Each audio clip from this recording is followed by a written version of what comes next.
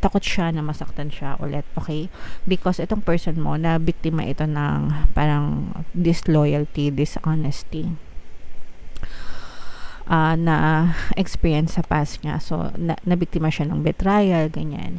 And, ayaw niya na malagay sa ganong klase ng pain ulit, mga kapiksi. So, itong person na to, yung person mo, parang ano siya, easy-go-lucky na lang siya. Kung mapapansin mo, parang hindi siya masyadong affectionate sa'yo or emotional, ganyan.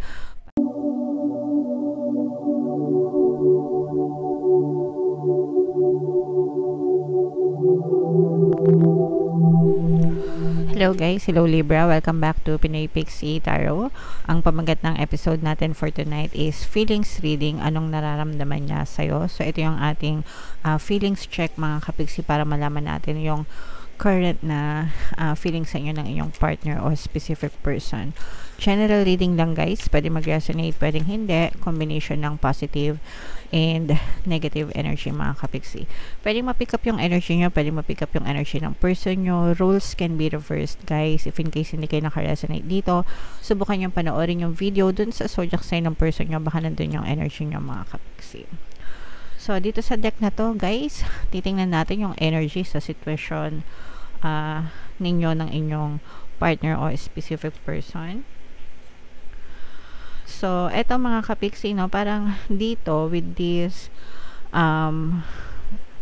energy, mga kapiksi, parang someone with this mask energy, someone is hiding yung totoong intention, no? Yung kumbaga parang nagtatago sa maskara, okay?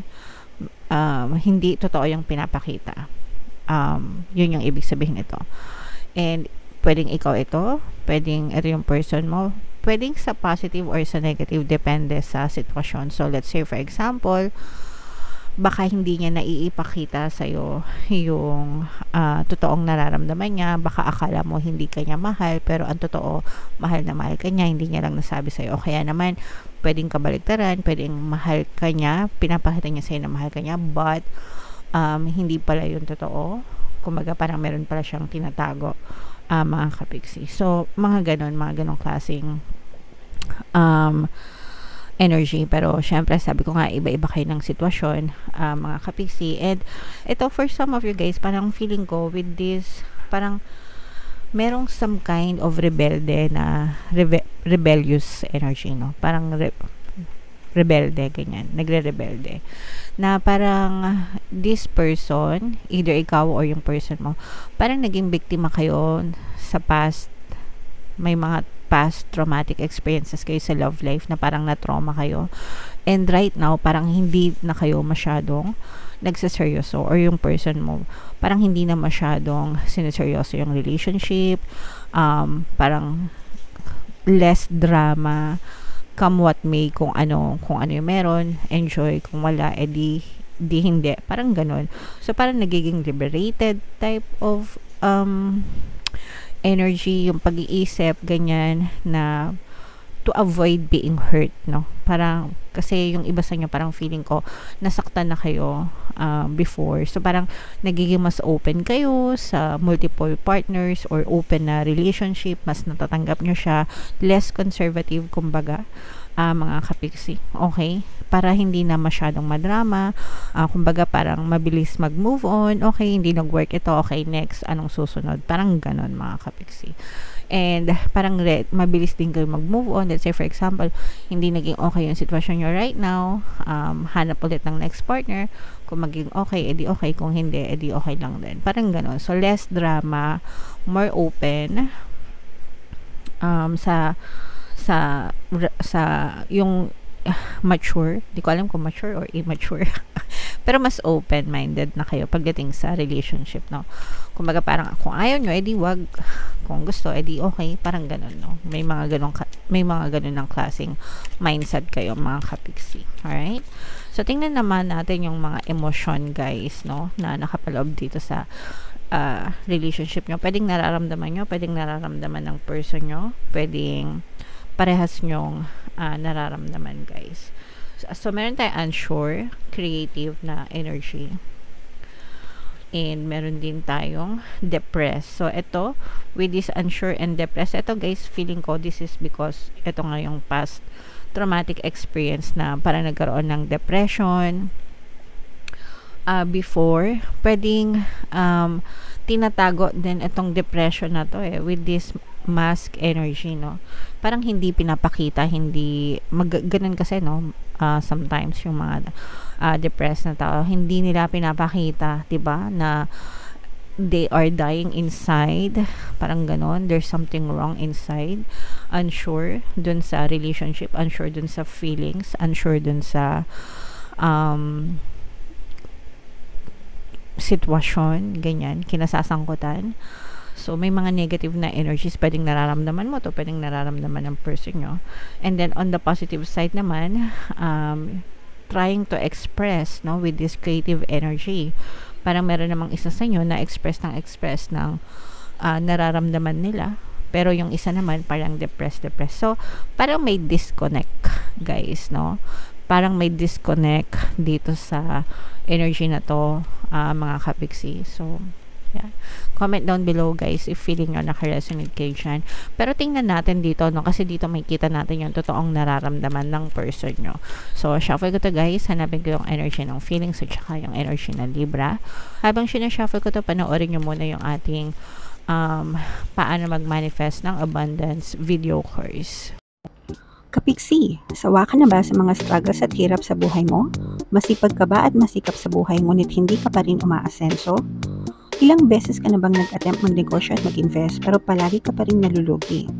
Sa pagkakataon na ito ay maaaring may subconscious beliefs ka na nagiging balakid sa iyong pag-unlad at pagyaman.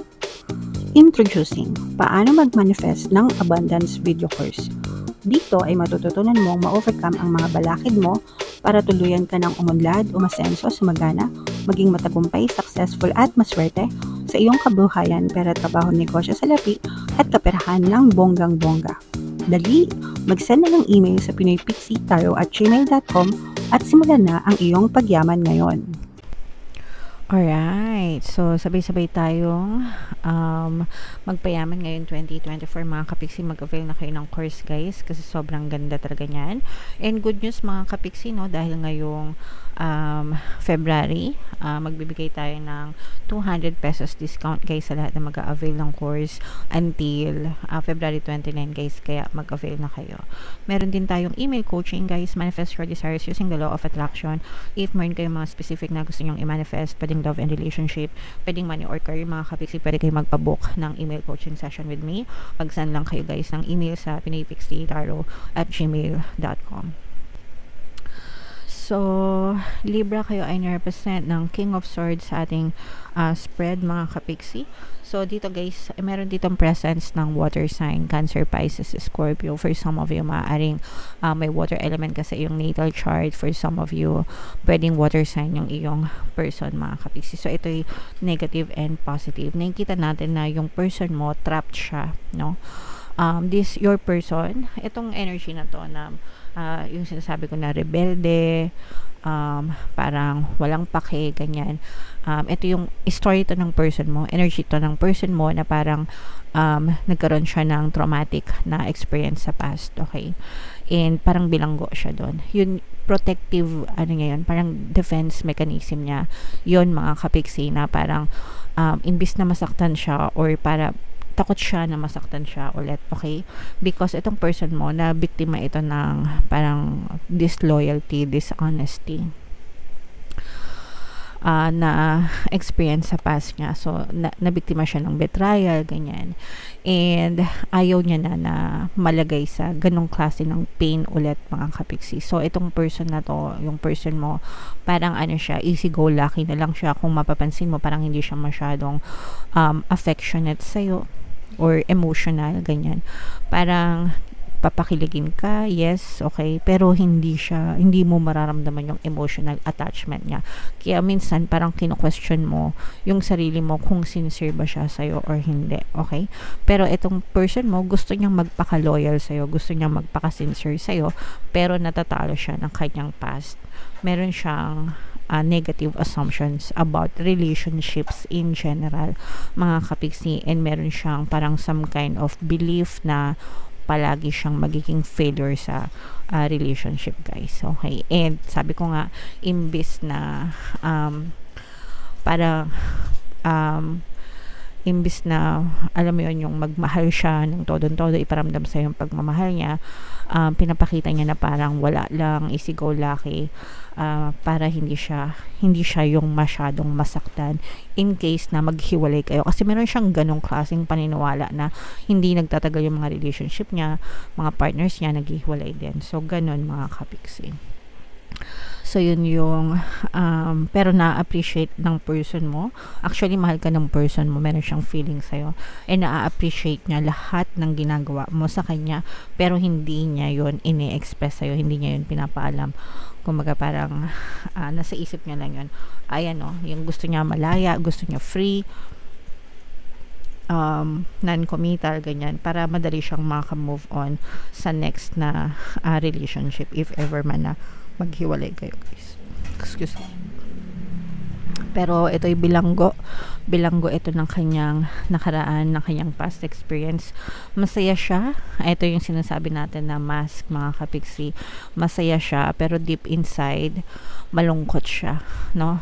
Naiintindihan niya ba yung ibig kong sabihin? Malungkot siya na meron siyang loneliness na tinatago inside, mga kapiksi, pero masaya siya na ikaw yung karelasyon niya, pero hindi niya yun maiparamdam, maipakita sa'yo, kasi ayaw niyang makita mo yung totoong nararamdaman niya, kasi nga pinoprotektahan niya yung sarili niya. Kaya parang ang pinapakita niya sa'yo is cold treatment, ganyan, or silent treatment, ganyan, or minsan malambing. Tas kapag nararamdaman niya na sumusobra na, nahuhulog na siya, bigla siyang aatras, or bigla siyang magpepreno, ganyan. Okay, so ganon. And yun ay dahil probably itong person mo rin, lalo na kung palagi kayo nagtatalo, mga kapiksi, kasi red flag na yung sa kanya, no? Yung mga pagtatalo, yung mga pagdududa sa kanya, siguro ito parang napagdudahan na rin ito dati, ganyan, na pagbintangan, kahit hindi naman niya ginagawa. Parang red flag sa kanya yun, mga kapiksi, and each time na nakakakita siya ng red flag sa relationship nyo, siya na yung mismong umaatras, mga kapiksi. Right? So it's not you, it's not them, it's their past, siguro, ganyan. So yeah, ipagdasal nyo, mga kapiksi. Wala namang hindi nakukuha sa dasal, and insecure kasi tong person nyo. So your person needs to feel safe and secure sa relationship para maipakita niya yung full force ng kanyang pag-ibig sa inyo, guys. So ipagdasal nyo, mga kapiksi. Alright? So yeah, comment down below, Libra, if feeling nyo naka-resonate kayo sa messages. Ito yung ating mga relationship subliminal, guys. Pakinggan nyo para makatulong sa relationship nyo. Pwede nyo i-combo-combo. And ito naman yung ating success stories ng paano mag-manifest ng abundance video course. Click here to subscribe, guys, and click here to join our membership program. Thank you for liking, sharing, and subscribing. See you again next time. I love you all, guys. Have a nice day. Bye-bye.